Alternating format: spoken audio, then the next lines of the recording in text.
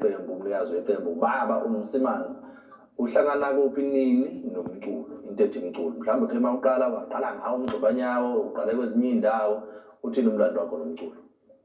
Senesikhathi ngisemculweni ngizothi ngingaqala kahle ngoMaskandi nakhona ubaba wayecula lana okwakuthiwa uMoses Mchunu. Ngiyambona. Ngake ngasebenza naye uMoses Mchunu, ngaphinde ngasebenza noJohn Dimba. Okay.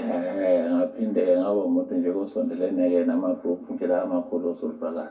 Ngake ngasondana nabo. So nje-ke kwaqhubeka-ke impilo-ke yaqhubeka kwaze kwafika ekuthenini nami ngize ngizakhele lwami ucwecwe. Kodwa ngike ngawenza ngo-91, ngo-90 nango-91. Wenza wona umbhaqanga? Umbhaqanga, ngike ngawenza. Uvele sekuyilona igugu lomndeni noma? Cha, ngangabi lona-ke igugu lomndeni lapho ngangikwi-New Brothers. Okay. Khona i-group kwakuthiwa i-New Brothers.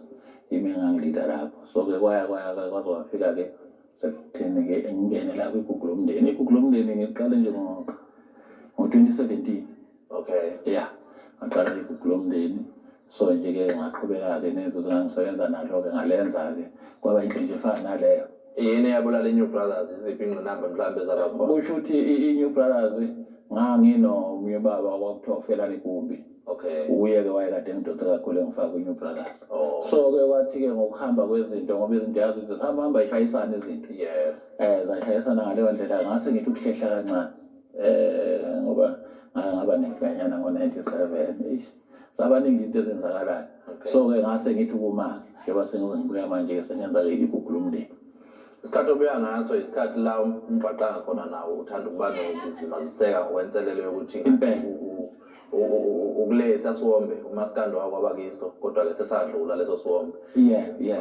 Ube naliphi ithemba lokuthi uzothi uma ufika wena igugu lomndeni likwazi ukuzwakala kube kuthanda ukucwila ngapha? Ngitshelile ukuthi ngoba mhlambe lento lokhu engiza nakho kuba ngizothini ukubalandeli noma ababengazi babezitshela ukuthi yibo ababengiphusha kahle ukuthi bayangidinga manje ngibuye kulo mculo kakhulu ukuhamba kwabamasonto.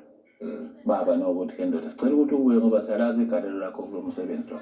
Sicela ukuthi ubuye nawe ukuzoqhuba ngale ndlela le mhlambe kungenzeka ukuthi kube khona lapho esokwazi khona ukuthi nathi mase sisemakhaya sisebenzise ingoma zakho ngoba siyalazi igalelo lakho kulo mculo. Ngabuya ngaleyo ndlela. Lingakanani ithemba ngombhaqanga njengamanje? Likhulu kakhulu. Likhulu kakhulu ngesami nje umbono wami umbono. Ngimi ngicela ungasha ilapho baba. Okay, sekuyinto. Ngiyaqonda. Cha kimi likhulu.